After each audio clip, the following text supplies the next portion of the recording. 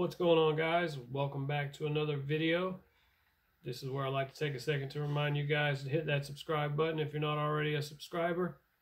Ring the bell for future uploads. Like and comment on this video. Leave a comment, guys. Leave a question. I'll try to answer it to the best of my knowledge. Again, I appreciate the comments. It's what helps keep me going. Makes me want to put out another video for you guys. When you show your support, I really do appreciate it. So don't be afraid to leave a comment or ask a question. Anyways, we'll go ahead and get started. Next up on the turntable, we've got a Hot Wheels casting. This is a 1992 Ford Mustang. And yes, you guys can see that hook hanging out of the rear end of the car through the license plate area there. And that was because this is one that I recently made into a keychain. Now, I chose this particular casting for a couple of reasons. One, most of you guys know that I'm a huge Mustang fan, but my favorites are the Foxbody. And I have a 1990 Foxbody, so this is the keychain for that set of keys. I thought it was a pretty good idea as far as using the Foxbody. I mean, I've seen other guys do keychains before, and been wanting to do one for a while. Did this one back around Christmas time. But anyway, the other reason I chose this particular casting is because I am not a fan of these Hot Wheels art cars. So I picked this one because I thought, you know, I don't want to do a custom and then carry it around on a keychain and just scratch it all up, mess it all up, chip up the paint, all that good stuff. Even though I could just redo it again. But so anyway, that's why I chose this casting, because I wasn't too worried about messing up the paint on it. You know, I mean, I haven't at this point because I rarely ever drive my Mustang. It's a garage kept car for the most part, and so it's not going to get a whole lot of wear and tear on this. But even so, I still didn't want to put a nice paint job on it and then end up just ruining the paint job over time. But I have decided something I wanted to try out is to do basically just a polished chrome casting. I think Hot Wheels has put out a few different cars over the years where they've done that, and I've also seen some other people here on YouTube as well as on Instagram putting out pieces like that, and I just think they're really awesome looking. So I thought I wanted to give it a shot, and I was going to tear into another one of my Foxbodies, another one just like this, but I thought about it and I got the idea to go ahead and use this keychain that I had made, again, because I'm not going to be putting a paint job on it, so I won't really have to worry about tearing it up. It'll just be, again, a polished chrome casting. Well, not, I shouldn't say chrome, whatever the metal is here. Not sure exactly what they use, but you know, we'll polish it up really nicely to give it that nice shiny chrome appearance. And I'll probably go ahead and put some real riders on this one too as well, just to get rid of these ugly red wheels and to, you know, match that shiny new appearance that it's going to come with. But to get started with it a little bit, I've already got this one drilled apart, obviously. You can see here I've got a couple of 256 Phillips head screws in it. And let's see, to show you guys what I do that with, I've talked about it in one of my videos before.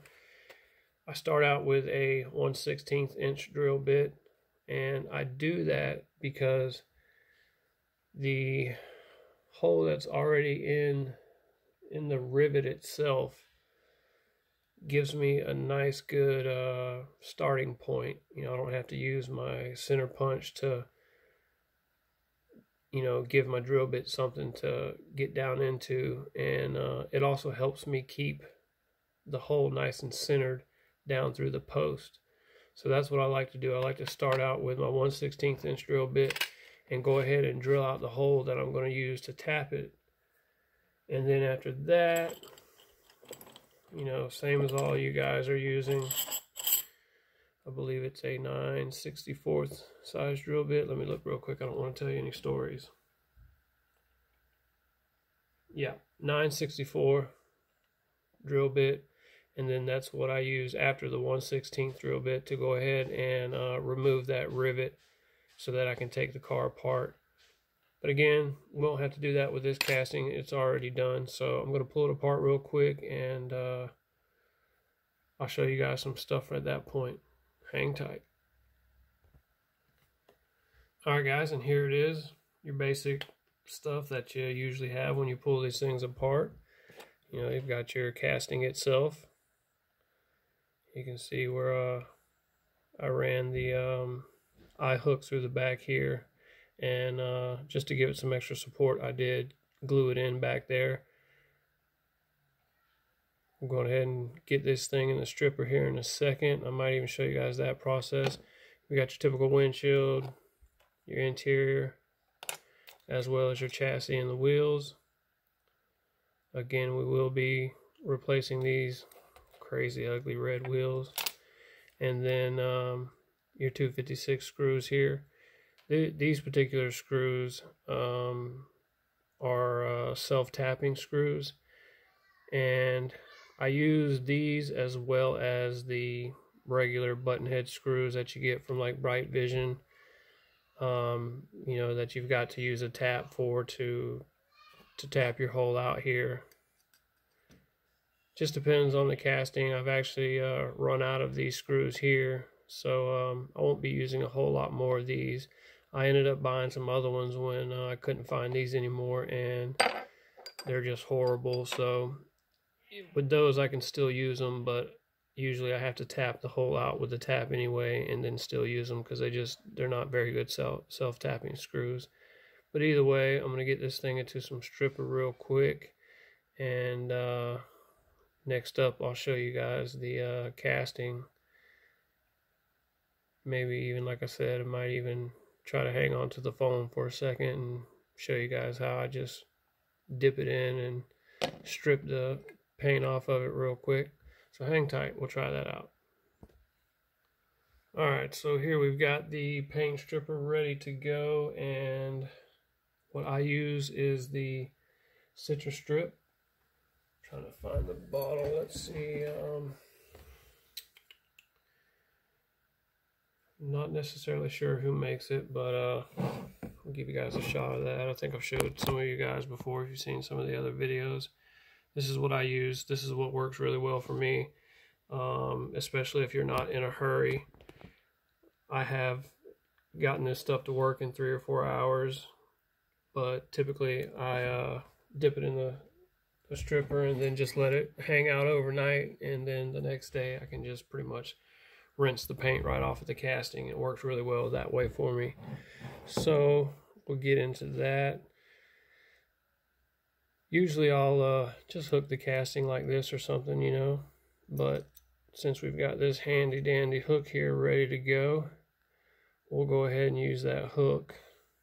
And then I just put it on a little piece of metal wire like this, dunk it right in there. Make sure you cover the whole body. And then what I like to do is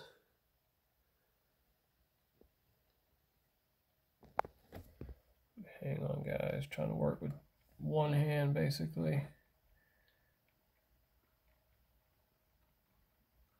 Okay. And then you can see I just hang it over the jar like so. Hanging off my little shelf here. Got a little hook on that as well. And then I just hang it over the jar for about 10 or 15 minutes and let all that excess stripper run off of there. And the reason I do that is just to save some of the stripper. It doesn't take a whole lot. Once the paint is covered, you know, that's all you really need. It doesn't have to be gobbed all over it. So I typically just let it hang for about 10 to 15 minutes and let all that excess run off just to save some of it, save myself some money. Most of you guys know that this hobby it's not a very expensive hobby, but you know, where you can save money, it's a good thing to do. I'm a very I don't know, I like to save money obviously, so I'm sure most of you guys do, but either way, that's what I do. I'm gonna spare you guys the boring 10 or 15 minutes of watching it just fall off of there, and I'll come back once I've got it stripped down and I have the bare casting ready to go, and then we'll talk about it a little bit more there. Alright guys, see you soon. Alright guys, we are back after our date with the stripper. As you can see, she has completely taken him for everything he has got. Alright guys, we're down to the bare metal. This is what the casting will look like after the paint is stripped off of it. And next up, we're going to be doing the sanding process. That way we can just make sure everything is as smooth as possible and try to remove any blemishes or any dark spots that might be on the casting. A lot of times these castings will show spots like that. And again, you know, if you're not preparing it for something like I am doing, you know, polishing it up really nicely, you don't necessarily have to worry about this. I typically don't. You know, I will sand down the casting lines and stuff like that, which I'm also going to do on this casting. I've found that this casting is actually not too bad as far as the casting lines go. I've done quite a few of these now, and they're pretty good.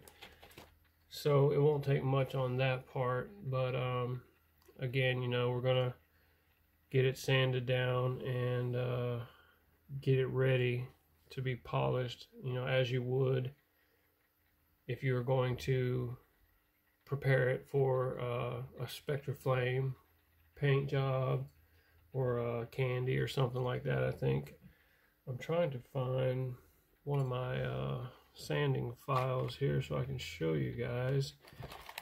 I've got my different courses of sandpaper here. Either way, I'll show you those real quick and then talk about them for a second. That way you kind of get an idea of the process that I use to get it to the level that I want. So we'll take a look at that.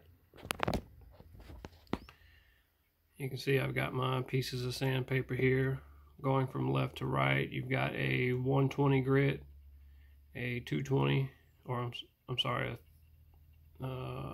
yes, 120, 220, 320, 600, and a 2000. You could probably skip the 320 or maybe even the 220 and just go from the 120 to 320. Typically I'll just use the 120 and then the 600, and a lot of times, you know, again, depending on what I'm doing with it, I don't do a whole lot of Spectraflame paint, so I'll usually just do the 120 grit and then 600, and then that's pretty much where I stop with it if I'm just giving it a regular paint job. But like I said, in this case, I want it to be as smooth and as shiny as possible when I get to the polishing stage. So I'm actually going to go through all 5 grits to achieve that level that I want. Put you back here for a second, maybe we can see. You can kind of see what I'm saying. You know, it's got some a little bit of pitting to it. Again, it's a new casting, so it's not too bad. You'll typically find that with the newer castings, there's not a whole lot of the pitting. There will be some. You know, it's just a die cast metal, so you're gonna have some. But a lot of it is you know, the dark blemishes and stuff like that, which again, this casting doesn't have very much of because it is new. So you know, again, you'll also find that on a lot of the older pieces, some of the red lines and stuff like that when you go to restore those. But you can see around the back window here, we're also going to have to clean that up. I've told you guys before, you know, what I like to do with that is just one of these little files here. See if I can get that in there for you. Just a little file that I'll use and clean up inside those window frames. Smooth it out. Just makes for a nicer, cleaner appearance when everything goes back together. Not necessarily something you have to do, but again, it will show on the end result if you do these things. One of the other things I typically use, and I just cannot seem to locate it right now, is a fingernail file I just picked up from like Dollar Tree or Walmart, something like that. I've showed you guys that before with some of the other builds that I've done. It's around here somewhere. I just have to dig for it, and I'm trying not to waste your time. So again, you know, it's a padded fingernail file for women's nails. It's funny, I have all kinds of like fingernail files and clear fingernail polish and eyeshadow. I typically use I don't really use it anymore, but when I first started doing weathering techniques, I used to use some of the different colors of eyeshadow to achieve the weathering technique that I wanted, and I kind of quit using that just because I found a different process that I like better. And also a lot of it has like, it's metallic, so it has little metallic flakes in it, and I was able to work with it and kind of get what I wanted before, but again, I moved away from that, so I haven't used it very much. But like I said, it's funny, I've got like all this women's makeup stuff in here, and my wife's like, what is all this stuff for? Whose is that? You know, all that good stuff. But whatever. So yeah, I still can't locate that file for you guys right now, but again, it's just, you know, a regular fingernail file you would pick up for women's nails. You know, you can use the little cheap ones. It's typically, I like to think that it's about 120 grit myself, and I'll use it to get into certain areas of the car itself. You know, certain corners or areas that are just kind of tough to get my fingers into with a little piece of sandpaper, but it's not necessary either. You can do it without it, but that's pretty much going to do it for now, guys. I'm going to get this thing cleaned up a pretty good bit.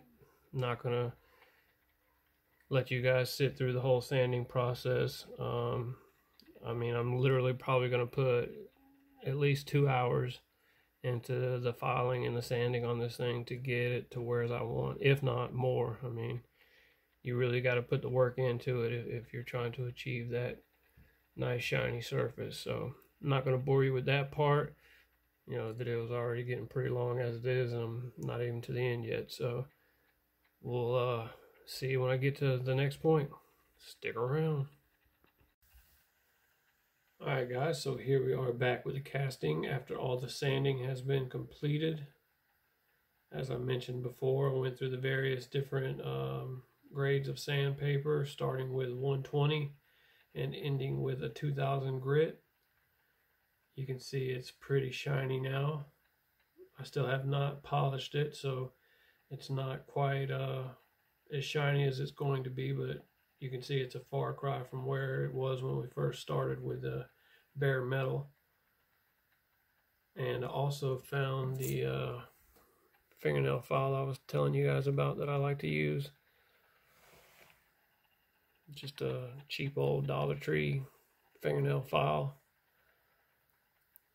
Nothing special about it. Nice cheap one. Works great. It especially works really good around these like nice straight lines around the edges. It gets in those grooves really good. You can just kind of set the corner of it down in there and file that nice line, that straight line really well.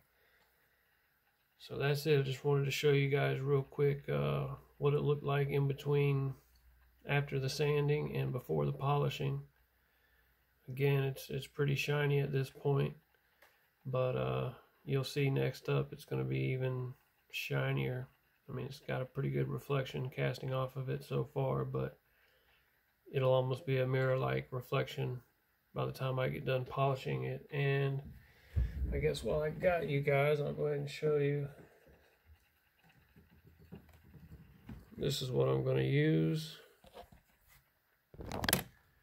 Just some good old Meguiar's clear plastic cleaner and polish. This is the stuff I use for my headlights on my car, to get that misty haze and that fog off of your headlights, you know, to clean them back up. after they've sat out in the sun and weathered a good bit. But you can use just about any kind of polish. That's what I use because that's just what I have. You know, I may switch to some kind of different type of metal polish once I run out of this stuff, but I don't put very much of it on my headlights, so I still got quite a bit of it left. And I don't do a whole lot of polishing. I told you guys earlier I don't do any Spectraflame. I've tried my hand at it a couple of times, and I had one piece come out that was okay, but still wasn't quite to my liking. So kudos to any of you guys that do the Spectraflame paints, because the process of getting the car to this point, you know, like I said before, it takes hours of sanding. I told you earlier I was probably going to put 2 or more hours into it, and I definitely have. I'm well over 2 hours into the sanding on the casting just to get it to this point. You know, so again, those of you that are doing a lot of Spectraflame paint, kudos to you guys, because it takes a lot to get it to this point. But other than that, you know, I'm just going to use that polish as well as one of these polishing wheels on my rotary tool, and we'll be back with that. Stick around. Alright guys, here it is all finished up. As you can see, it's got a nice reflective shine to it now. I know I always say it on just about every single custom I do, but man, I sure am loving this one. This came out exactly how I wanted it to. Absolutely beautiful. You can see I no longer have the eye hook coming out of the license plate slot there. I went ahead and filled that in, and I just couldn't resist throwing on this Florida decal tag that I made. I love my little Florida tags. I thought those came out really cool. I only used them on a couple of builds, but another reason I put it on this one is because it just absolutely fit perfect in that license plate slot back here on the Foxbody. Didn't do any details to the interior, just left it solid black. You can see I added the nice new set of chrome rail riders to it. Yeah, I decided after putting so much work into it that I just didn't want it to be a keychain anymore. I want to throw this up in my Foxbody collection, and I'll probably end up making another keychain out of the exact same casting that I did. I was gonna go ahead and make this the keychain and then just do another one for my collection, but you know, like I said, after I put so much work into it, I mean, I literally put about 3 hours of sanding into it and about an hour of polishing into it to get it to this state that it is right now. But, you know, like I told you guys before at the beginning of the video, the more work you put into it, the better the end result will be. And hopefully you guys can agree with me that this thing just turned out absolutely beautiful. So glad I finally decided to do one of these. I was actually going to do this on another casting, and then I decided to do it on this Foxbody, and I'm so pleased and so happy that I decided to do the Foxbody, because again, I love the Foxbodies, and it's just going to be a great addition to my collection. But just to show you guys real quick, what I filled that back hole in with is just this, sorry it's all in your face guys, it's the JB Weld steel stick stuff. See if I can put it back here for you, it might be a little bit better.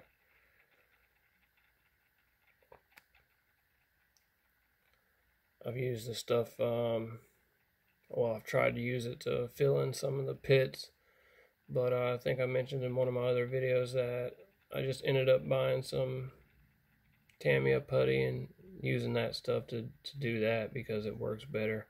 I found that trying to use this stuff to fill in the pits, you know, it'll fill it in, but when I go to sand it, it just pulls it right back out of there, so it never really worked good for that for me.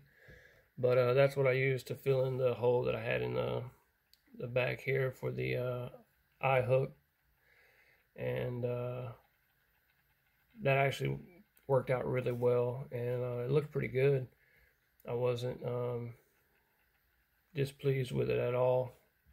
I did fill that area in with my Molotov chrome pin just to cover up, you know, because you could still kind of see that there was a hole back there. I mean, or at least a spot where there was a hole at one point.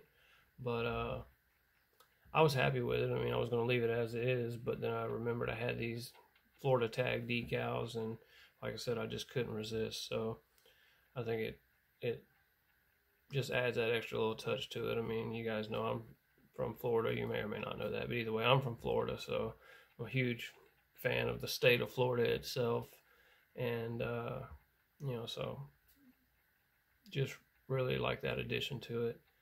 But that's pretty much it, guys. The video is kind of long, so I'm not gonna bore you with a whole lot more. Hope you guys enjoyed it, and as always, I will catch you on the next one. Peace.